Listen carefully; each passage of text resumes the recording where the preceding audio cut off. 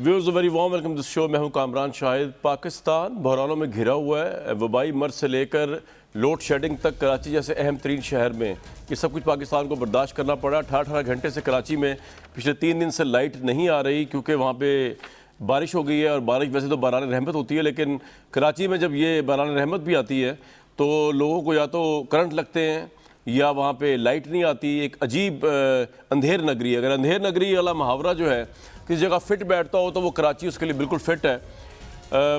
Governments وہاں سے سونا چاندی خزانہ یہ سب لیتی رہیں, مینڈیٹ لیتی رہیں, طاقت لیتی رہیں, لیکن کراچی کے مسائل وہیں کے وہیں کھڑے ہیں. پانی کا مسئلہ ہو یا بارش کا مسئلہ ہو, ٹیررزم کا مسئلہ تو اللہ کے فضل سے خیر فوج نے آپریشن کیا وہ ختم کر دیا, لیکن باقی مسئلے جوں کے تو ہیں. آج کراچی میں بات ہوئی. ایکچولی گورنمنٹ کا اور پیپلز پارٹی کے ناقدین کا یہ کہنا ہے کہ پچھلے 30 سال سے یا پچھلے 25 سال سے یا پچھلے 20 سال سے یا 15 سال سے اگر پاکستان پیپلز پارٹی کی گورنمنٹ متواتر سندھ کے اندر گورنمنٹ بنا رہی ہے, لیکن اس کے باوجود اگر وہاں پہ کچرے کے, گندگی کے, ڈرینیج کے, پانی کے, بارش کے, لوڈ شیڈنگ کے مسئلے حل نہیں ہوئے تو اس کی وجہ یہ ہے بقول گورنمنٹ کے خاص طور پہ کہ پاکستان پیپلز پارٹی اور ان کی اتحادی ایم کیو ایم جو ہر حکومت میں اتحادی رہی, ویسے تو اللہ کے فضل سے ہم لسٹ پڑی ہوئی ہے 1988, 1990, 97, 2002, 2008, 2013, 2018 ہر گورنمنٹ کے اندر آج بھی ایم کیو ایم جو ہے وہ پاور میں ہے. تو اس لیے کراچی کے مسائل حل نہیں ہو سکے کہ ایم کیو ایم تو اپنے حرکتوں میں پڑی ہوئی تھی. آبویسلی مبینہ طور پہ جو ہمارے سامنے ان کی حرکتیں ہیں, جو کراچی گینگ وار جس کو کہا گیا بعد میں, بھتہ کلنگز اور یہ سب کچھ ہوتی رہی اور ایم کیو ایم کے جو ہے مبینہ طور پہ ملیٹنٹ گروپس یہ سب کچھ کرتے رہے. لیکن پیپلز پارٹی بھی جو ہے وہ بزی رہی عزیر بلوچ کے ساتھ مل کے کراچی کے اندر سے بھتہ وصول کرنے میں, قبضہ کرنے میں, قتل کرانے میں, ایس ایچ او تبدیل کرانے میں, تھانوں پہ حملہ کرنے میں. یہ تمام چیزیں جو ہیں وہ یہ الزام ہے پاکستان پیپلز پارٹی پہ.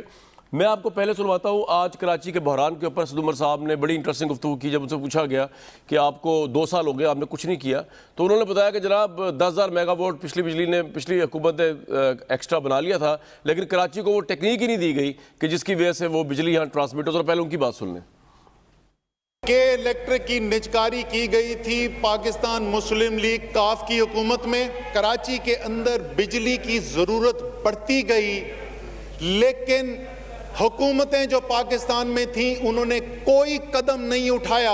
آج بھی ہم تقریروں میں سنتے ہیں کہ 10,000 میگا واٹ ایڈ ہو گیا, اس کی قیمت آج عوام بھی پیش کر رہی ہے, لیکن کراچی جس کو بجلی کی ضرورت ہے وہ ان کارخانوں سے بجلی نہیں لے سکتی, کیونکہ جو ٹرانسمیشن اور ڈسٹریبیوشن کے نظام کے اندر کراچی میں تبدیلی لانی تھی وہ نہیں کی گئی. اسی ہاؤس کے اندر اس وقت کے وزیر بجلی نے کھڑے ہو کے کہا Karachi is not my problem.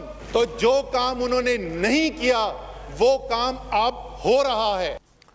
بادی نظر میں کسی بھی گورنمنٹ نے کراچی کو اون نہیں کیا. Karachi is never their problem, لیکن ووٹ کی حد تک تو رہا. پی ٹی آئی کی بھی 14 سیٹیں ہیں, بھی دیکھتے ہیں وہ کیا کرتے ہیں.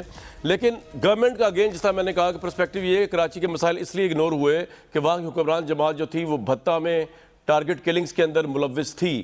تو آج اس کو اعادہ مراد سعید صاحب نے واضح شفاف الفاظ میں اس بیان کو لے کر کیا جو عزیر بلوچ نے 160 کا بیان مجسٹریٹ کے ساتھ ریکارڈ کرایا. اس کا تعلق کسی جی آئی ٹی سے نہیں ہے, یہ نہ زیدی صاحب کی جی آئی ٹی ہے نہ یہ حکومت سندھ کی, یہ ان کا مجسٹریٹ کے سامنے بیان ہے. سنوائیں جی.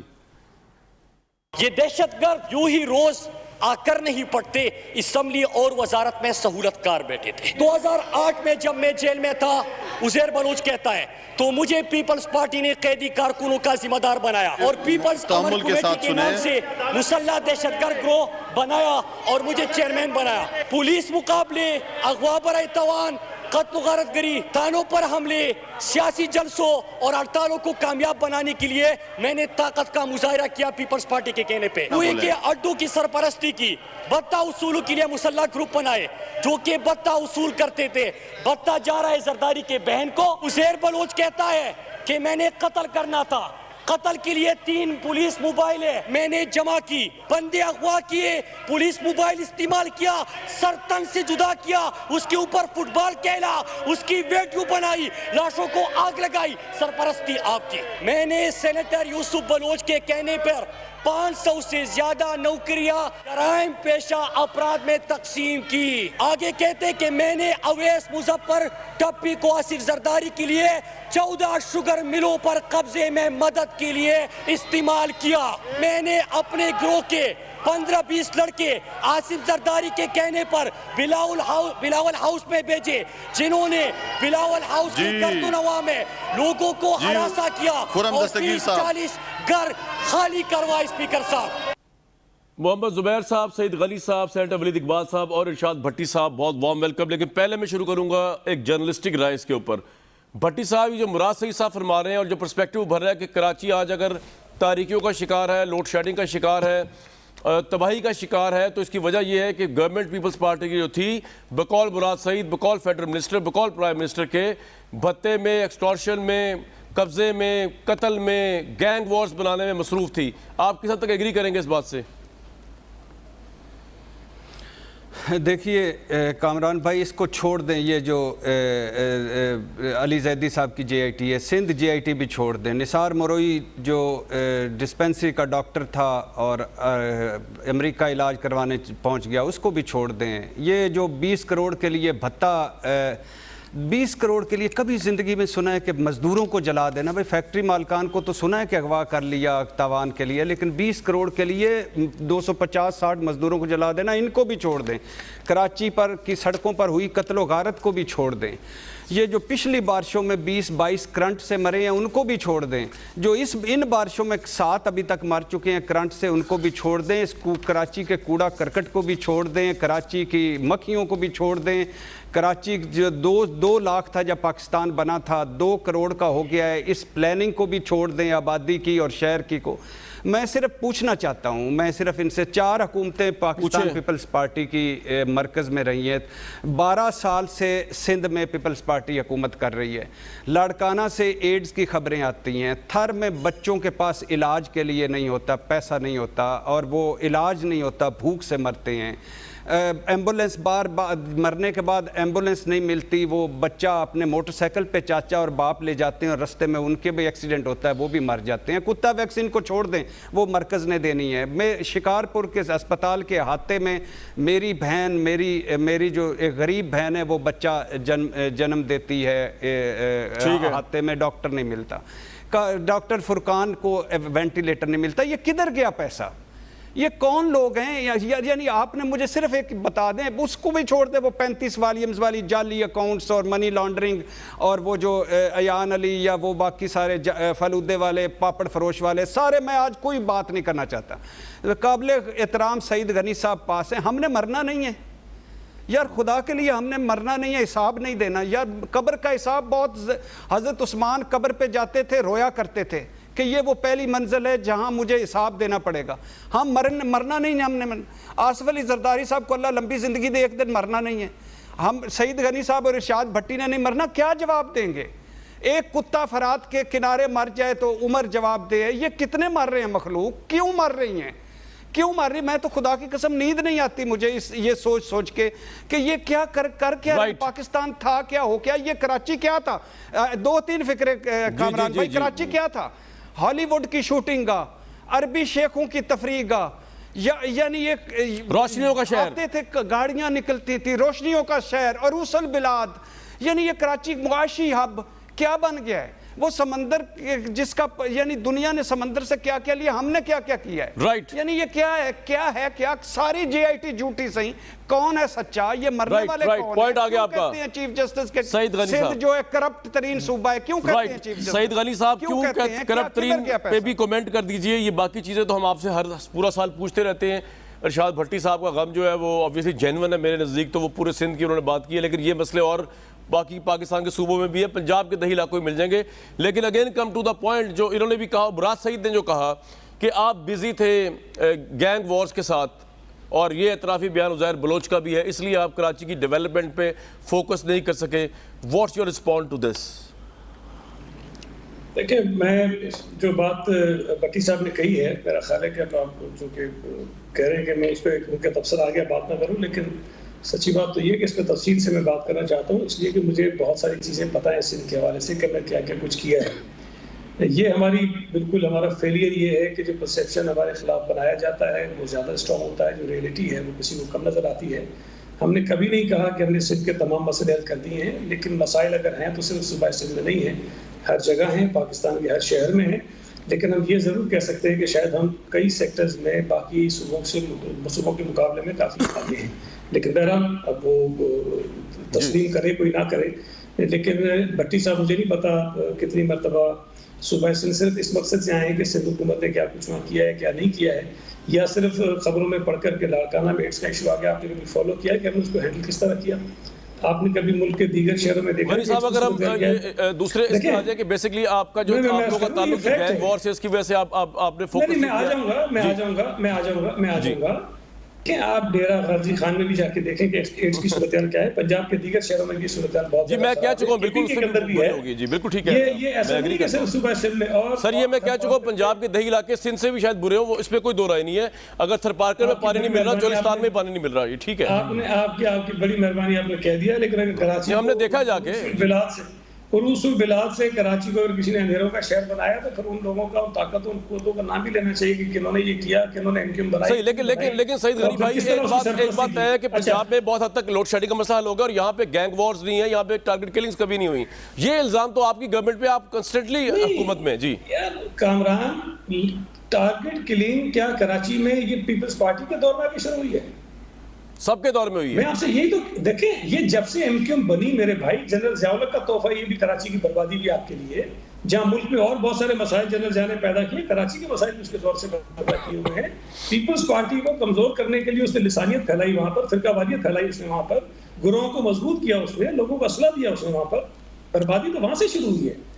لیکن سعید بھائی آپ دو الزاموں سے بری الزامہ نہیں ہو سکتے کہ ٹھیک ہے آپ خود کہہ رہے ہیں MQM اس لیے بنائی, اس لیے بنائی, اس کے لیے بنائی, لیکن آپ نے اپنی گورنمنٹ بچانے کے لیے, جس طرح آج تحریک انصاف نے اپنی گورنمنٹ بچانے کے لیے 9-0 کا گھٹنے ٹیکے, جن کو آپ ٹیررسٹ بھتہ فروش کہہ رہے ہیں, جنہوں نے کراچی کا امن تباہ کیا, آپ نے ان کو حکومت کے اندر لیا. جی میں بتا دیتا ہوں. جی پلیز دیکھیں, یہ بھی حقائق ہے, فیکٹس ہیں جو میں آپ کو بتا رہا ہوں. 2008 میں جب پیپلز پارٹی الیکشن جیت کر آئی تھی تو 12 سال کے بعد ہم حکومت میں آئے تھے, اور 96 میں جب ہم چھوڑ کر گئے تھے تو MQM کا ملٹری ونگ تقریباً ہم نے ختم کر دیا تھا. نصیر اللہ بابر صاحب نے جو آپریشن کیا کراچی پولیس کے ذریعے, اور ہم نے ختم کر دیا تھا. 12 سال میں جو PMLN کی حکومت رہی, کچھ عرصہ اس کے بعد جنرل مشرف رہے, انہوں نے اس کمزور MQM کو دوبارہ توانا کیا, اور 2008 میں پھر ایک نیا منصب کھڑا کیا ہوا تھا انہوں نے. اور سندھ پولیس کی یہ حالت تھی کہ وہ دہشت گردوں کے خلاف کوئی کارروائی کر. لیکن سعید غنی صاحب, مشرف صاحب نے آپ کو یہ تو نہیں کہا تھا ان کو کیبنٹ میں لے لیں پاور میں آنے کے بعد, وہ تو آپ نے اپنی حکومت چلانے کے لیے لیا نا. نہیں, اب پوری بات آپ نہیں سنیں. جی پلیز, آپ سے ڈائلاگ کر رہا ہوں سر, میں ڈائلاگ کر رہا ہوں, آپ کا سوال جو آپ بالکل کریں. دیکھیں کامران, میں آپ سے گزارش کروں, آپ کو بہت ساری چیزیں پتا ہوں گی, لیکن کراچی کی ڈائنامکس کم از کم جو یہاں دوست بیٹھے ہیں, شاید زبیر صاحب کو کچھ پتا ہو, اس سے زیادہ کوئی نہیں جانتا ہوگا. میں بہت ساری چیزوں کا شاہد ہوں, میں نے بہت ساری چیزیں بھگتی ہیں. میں کراچی میں جو ظلم ہوا ہے اس کا شکار رہا ہوں. میری فیملی میں 3 لوگ مارے گئے ہیں. بھائی میں کوئی ایسی تو بات نہیں کر رہا ہوں آپ سے. میں آپ سے گزارش یہ کر رہا ہوں کہ جب ہمیں 2008 میں حکومت ملی تو اس وقت سندھ پولیس ڈی مورلائز تھی, وہ کوئی کام کرنے کی حیثیت ہی نہیں تھی بیچاری کی, اس کی وقت ہی نہیں تھی کہ وہ لڑ سکتے. اور جنرل پرویز مشرف صاحب صدر پاکستان موجود تھے. پیپلز پارٹی کو MQM کے ووٹوں کی ضرورت اس وقت نہیں تھی, اور کراچی کے جتنے تاجر ہیں, انڈسٹریلسٹ ہیں, ان کو بلا کے MQM نے کہا تھا کہ اگر ہمیں حکومت میں پیپلز پارٹی نے نہیں لیا تو آپ اپنا بزنس یہاں سے بائنڈ اپ کرو, چلے جاؤ. سعید غنی صاحب مجھے دیکھیں کوئکلی آگے جا رہے ہیں, لیکن میں آپ سے ایک سوال چھوڑ کے پھر آگے جا رہا ہوں. سر بالکل آپ سے سوال کر رہا ہوں. جی بالکل, میں آپ ہی سے کر رہا ہوں کہ آپ نے MQM کو کیوں لیا. تو میرے بھائی میں آپ کو وجہ بتا رہا ہوں کہ سارے انڈسٹریل آصف علی زرداری صاحب سے اسلام آباد کے زرداریہ اس میں ملے.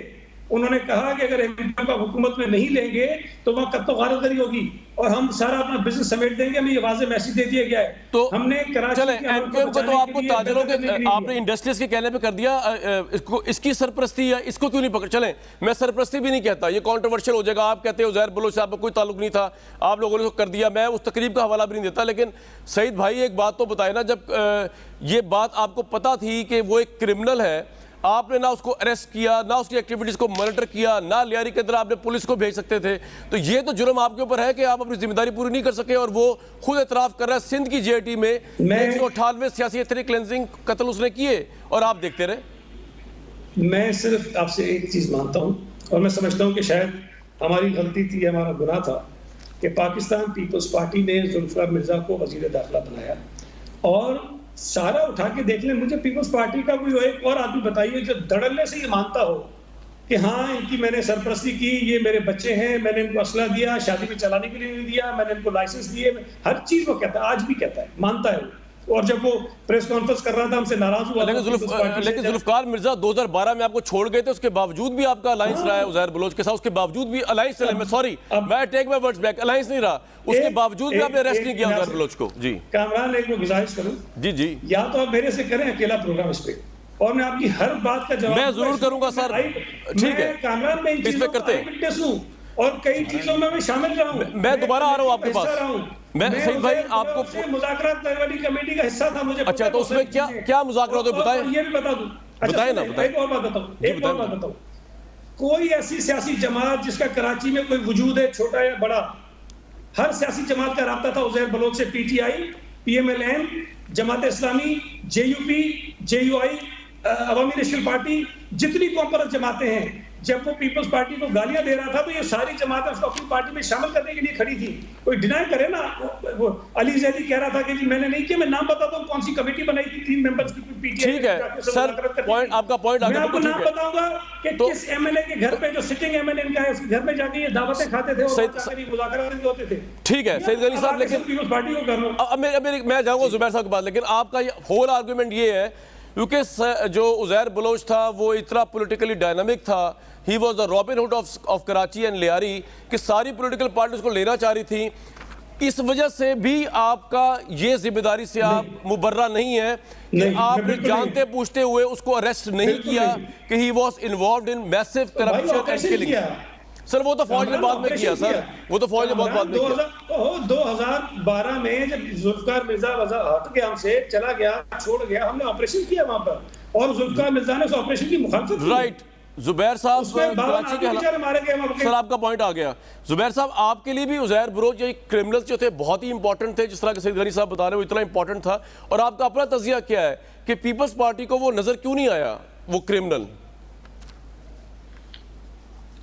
اچھا, ایک تو کامران آپ نے مجھے بلایا ہے تو کم سے کم بھٹی صاحب جتنا ٹائم مجھے بھی دیجیے گا, کیونکہ مجھے انہی سے کچھ ایک دو چیزیں گزارش اس سے زیادہ دوں گا آپ کو. آپ نے اسد عمر کا سنایا تھا.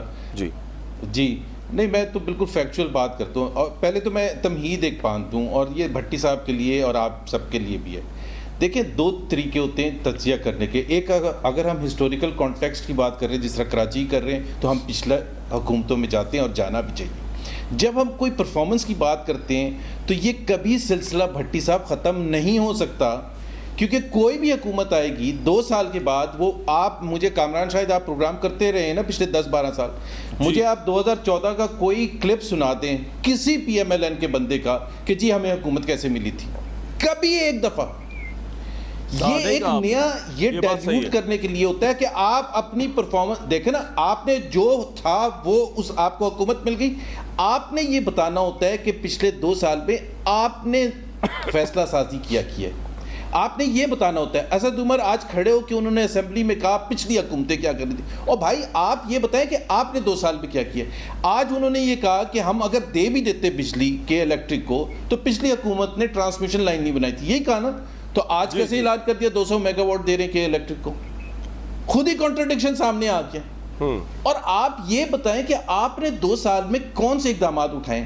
آپ نے اپریل میں اس حکومت نے, اب تو دیکھیں نا, ورنہ تو لوگ بالکل کنفیوز رہیں گے, ہم کس کو جا کے پکڑیں, پیپلز پارٹی کو پکڑیں, نون لیگ کو پکڑیں, مشرف کو پکڑیں, ہر چیز میں ہم وہ تجزیہ کرنا شروع. بھائی آئل کرائسس, ابھی پیٹرول نہیں ہے, ابھی جو کہ الیکٹرک کو کہ بجلی نہیں ہے, اس کی سب سے بڑی وجہ کیا ہے, آپ نے پیٹرول امپورٹ بند کر دیا تھا اپریل میں, مارچ 20 کو آپ نے فیصلہ کیا کہ پیٹرول نہیں امپورٹ کریں گے. اوگرا نے آپ کو لکھ کے دیا کہ جی 15 دن کا ہمارے پاس فیول ہے, اور اگر نارمل ایکٹیویٹیز شروع ہوں گی لاک ڈاؤن کے بعد تو وی ول رن آؤٹ آف سپلائز. یہ لکھ کے دیا نہیں. 27 مارچ کو کیبنٹ کمیٹی آن انرجی نے اسی فیصلے کو انڈورس کیا اور اوگرا کو نہیں بلایا. اب یہ سوال اس پر ڈسکس کریں, وہ چیز تھر میں یہ ہو کیا جی, بالکل وہ ہسٹوریکل کانٹیکسٹ میں ایک الگ انالیسس ہوتا ہے, لیکن عوام کے لیے پی ٹی آئی کی حکومت کو یا ان کے چاہنے والوں کو وہ ڈیفینڈ کرنا ہے جو انہوں نے فیصلے کیے ہیں پچھلے 2 سال میں, جس کے نتیجے آج ہیں. ورنہ تو آپ کبھی بھی کنیکٹ کر سکتے ہیں. وہ جی پی آئی کا کریش ہوا, آپ چلے جائیں سن 75 زبیر صاحب میرا ایک سوال ہے آپ سے, شروع کرتے ہیں, تو وہ تو کبھی اینڈ ہی نہیں ہو سکتا. اب میں آتا ہوں ذرا کراچی کے اوپر, جو جی گینگ وار, دوسری بات یہ ہے terrorism. G gang war, please آپ نے بھی بڑا ایک چھکا مار دیا یار, اور ہمیں افسوس ہوتا ہے جب آپ لوگ ایسے چھکے مارتے ہیں, انالیسس کرتے ہیں. 2013 جون تک کراچی میں تباہی تھی, تباہی تھی. کہاں کب تک, کون سا انسٹیٹیوشن یاد نہیں تھا. ایک سیکنڈ, فوج تھی. فوج کے جو سربراہ تھے نا, فوج کے سربراہ جنرل پرویز مشرف, 12 مئی کو 60 بندوں کو یہاں بھون دیا گیا تھا, اور رات کو کھڑے ہو کے انہوں نے ایسے لہرائے تھے مکے کہ آج ہمارے ساتھیوں نے طاقت کا مظاہرہ کیا ہے. یہ کیا تھا. الطاف حسین کی جتنی برائیاں ایم کیو ایم والے ابھی اون کرتے ہیں, تو وہ کس کی پشپنائی پر ہو رہے تھے 8 سال تک. بالکل سعید غنی نے صحیح کہا ہے, ان کی کمر توڑ دی گئی تھی. ایک آپریشن ہوا 91 میں, پھر سب سے افیکٹو آپریشن نصیر اللہ بابر نے کیا. کیوں کیا تھا بھائی؟ پولیٹیکل الائنس تھے تو کیوں آپریشن کر رہے تھے. پھر گورنر رول لگایا نواز شریف نے جب حکیم سعید کو مارا ہے, کمر توڑ دی تھی. پرویز مشرف نے آ کے, یہ ایک ایسا ایک فیکٹ ہے. اور میں آپ کو یہ بھی یاد دلا دوں, اور بھٹی صاحب کو بھی یاد دلا دوں, کیونکہ ہم ہسٹری کو ذرا واپس جا کے, جب الطاف حسین دلی میں گیا, الائی تھا جنرل پرویز مشرف کا, ملٹری گورنمنٹ کا الائی تھا, اور اس نے وہاں دلی میں کھڑے ہو کے کہا کہ یہ پارٹیشن جو ہے یہ سب مین کائنڈ کی سب سے بڑی ٹریجڈی ہے.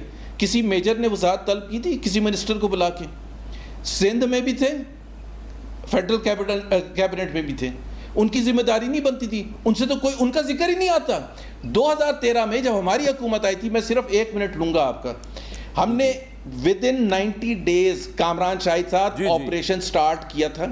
اس سے پہلے تمام پولیٹیکل پارٹیز کو آن بورڈ لیا تھا, لاء میں تبدیلی کی تھی, رینجرز کو پاورز دیے گئے تھے, ہم نے تمام وہ چیزیں کی تھی. ہم نے بزنس مین کو, ہم نے میڈیا کو, ہم نے سول سوسائٹی کو, ہم نے ریلیجس پارٹیز کو, تمام ریلیونٹ پارٹیز کو آن بورڈ لیا, اور گورنر ہاؤس میں 4 سپتمبر 2013, یہ کہتے ہیں نا 90 ڈیز میں کیا ہوتا ہے, 90 ڈیز میں ہم نے آپریشن کا اعلان کر دیا تھا. اور سب سے بڑی بات جو ہماری تھی کہ پرائم منسٹر نواز شریف نے کمٹمنٹ کی تھی کہ ہم انٹرفیئر نہیں کریں گے.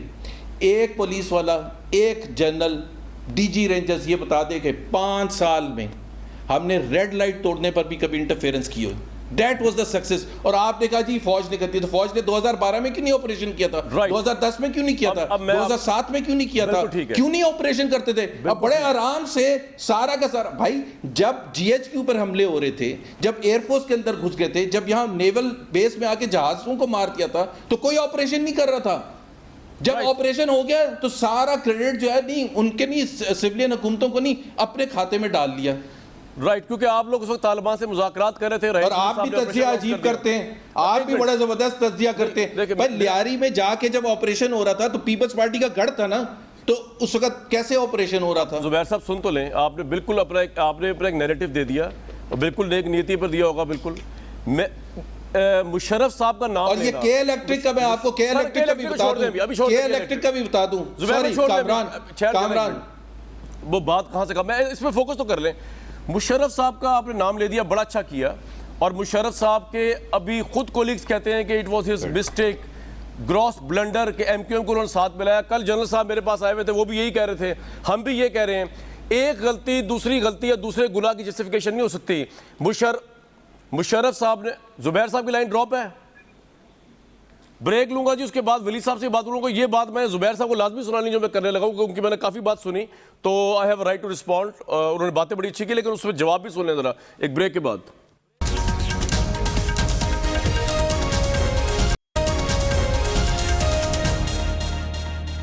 Very warm welcome back to show. زبیر صاحب نے بڑا کمپریہنسو تجزیہ کیا. انہوں نے کہا کہ جی مشرف صاحب جو تھے انہوں نے ایم کیو ایم کو ساتھ ملایا ہوا تھا, اور وہ ٹارگٹ کلنگز اور دہشت گردی مبینہ طور پر ملوث تھی, اس پہ کوئی بات نہیں کرتا. مشرف صاحب نے تو اور بڑے الٹے سیدھے کام کیے تھے. انہوں نے تو لال مسجد آپریشن بھی کیا, انہوں نے چیف جسٹس کو معزول بھی کیا, انہوں نے نواز شریف صاحب کی حکومت کو بھی پلٹا.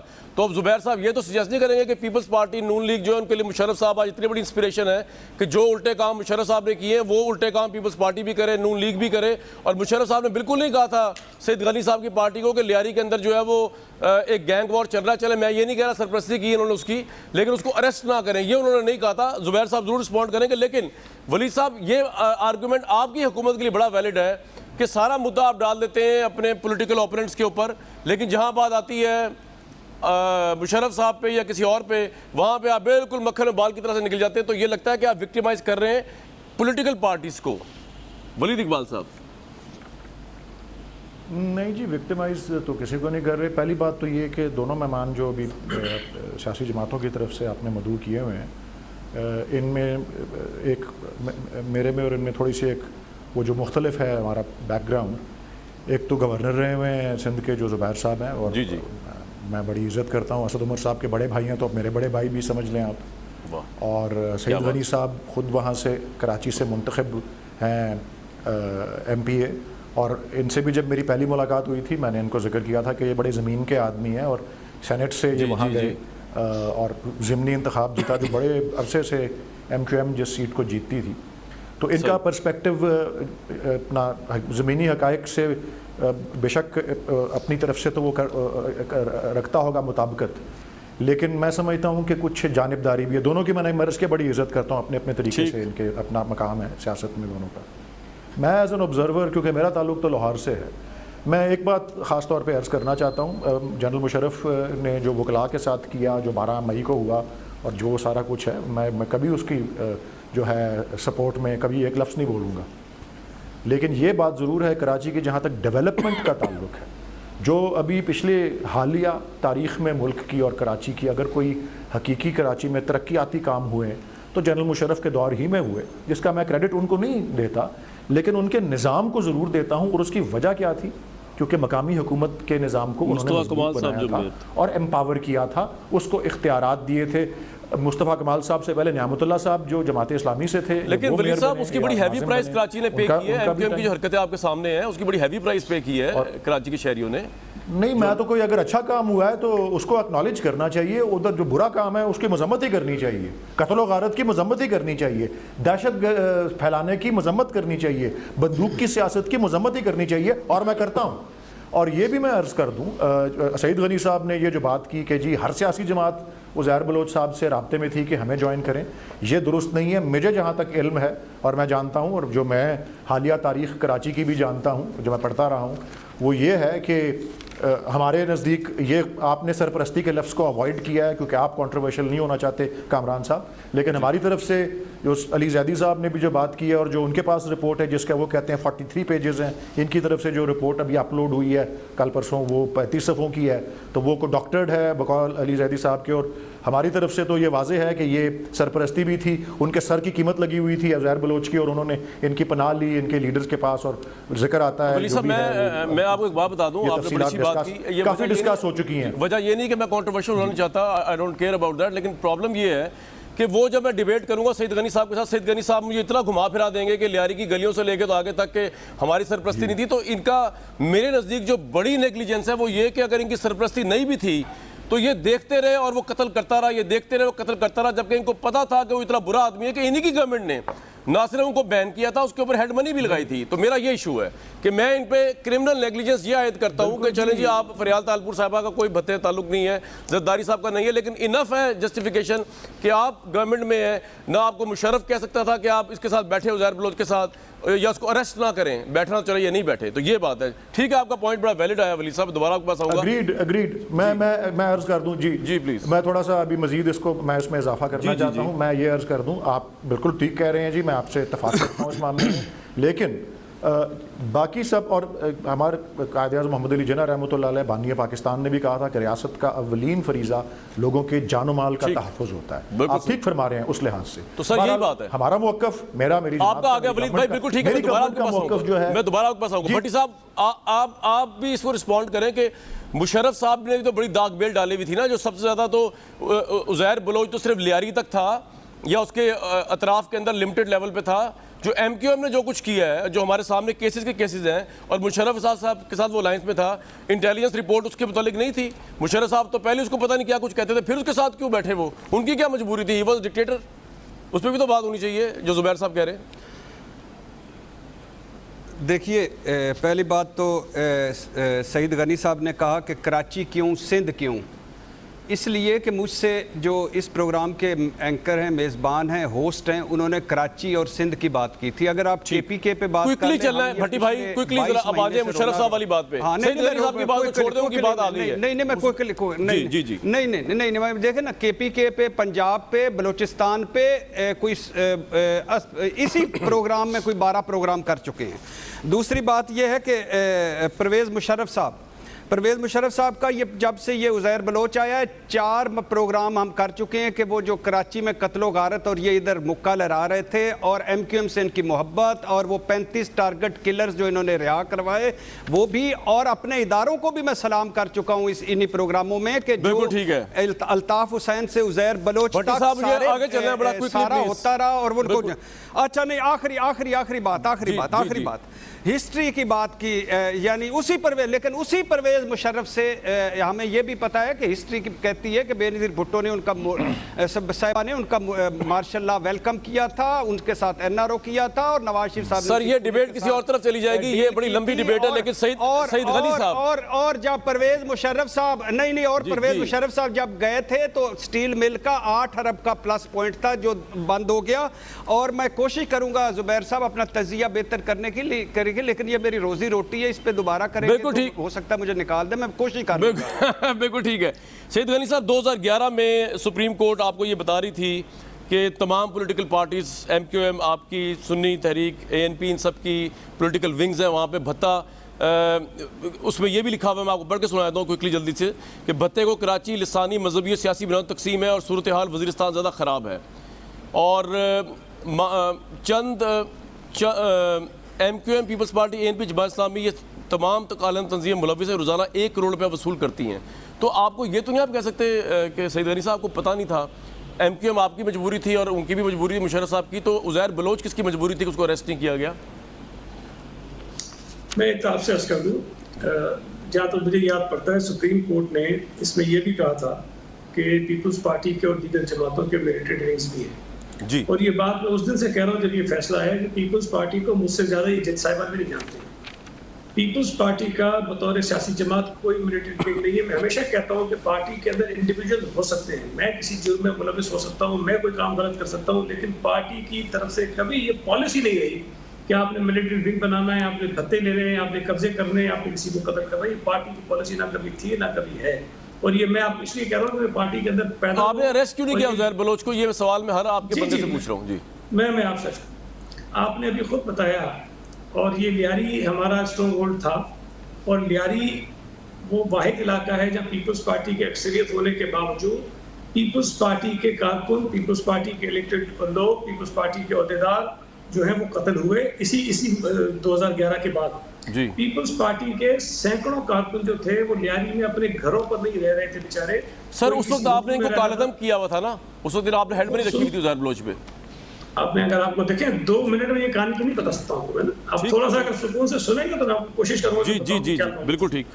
جب یہ سارے حالات اتنے خراب ہوئے تو اس کے اوپر ہیڈ بنی بھی لگائی گئی. کراچی میں آپریشن بھی ہوا لیاری کا، جو لیاری آپریشن بڑا مشہور ہوا جو چوکیسٹر نے کیا، اور اس آپریشن میں میڈیا خود یہ بتاتا رہا کہ وہاں بے گناہ لوگ مارے جا رہے ہیں، اور 52 شاید مجھے ایگزیکٹلی یاد نہیں لیکن 52 کے قریب لوگ مارے گئے تھے، جس میں یہ بتایا گیا کہ بچے بھی ہیں. یہ آپ کو کب پتا چلا سعید غنی صاحب؟ یہ کس ایئر میں پتا چلا آپ کو؟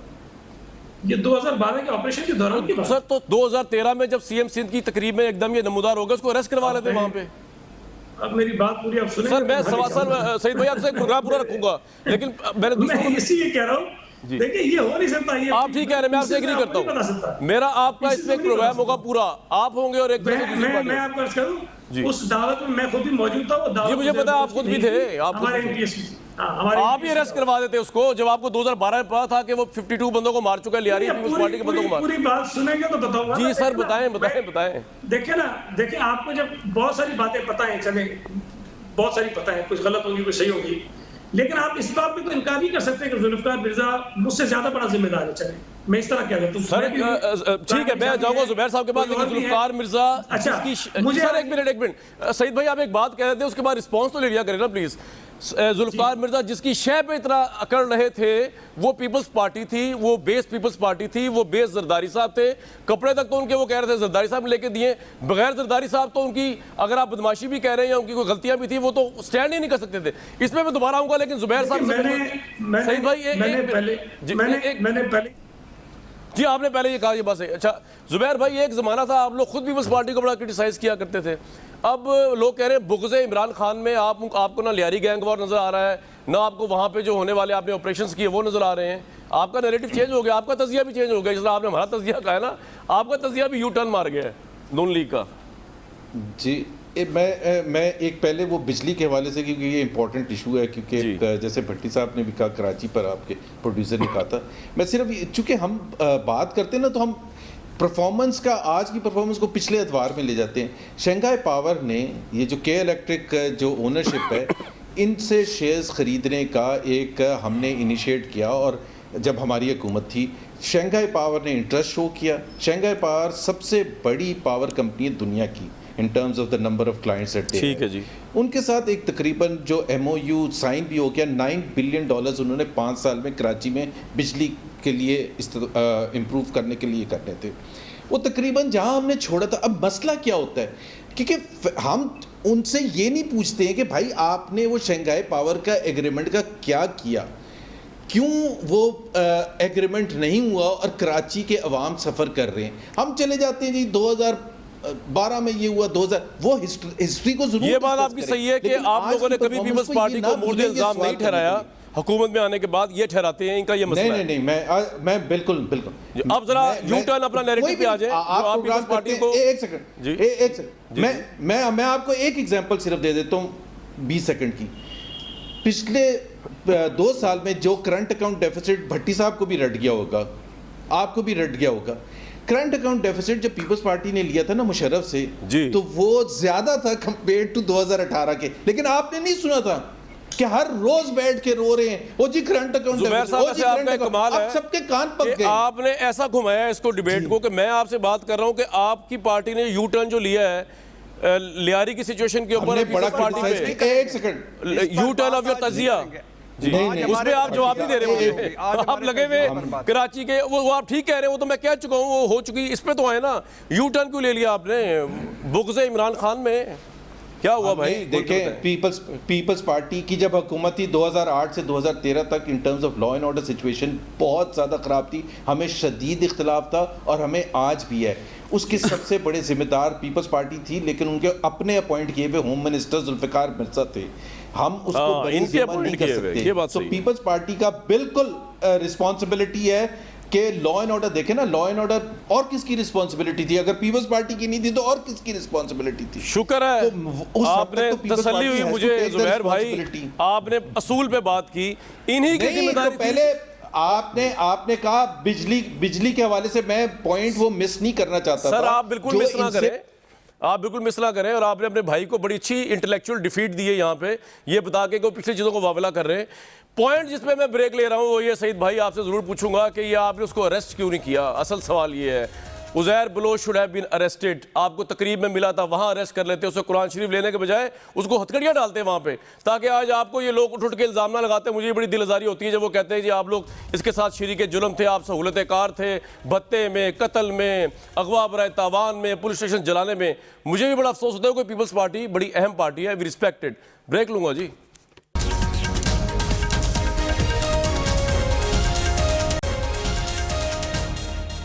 کوئی تبصرہ کوئی تجزیہ نہیں. پچھلے ایک ہفتے سے آپ ڈیبیٹ سن رہے ہیں کراچی کے امن کے اوپر, اور آج لوڈ شیڈنگ پہ بھی.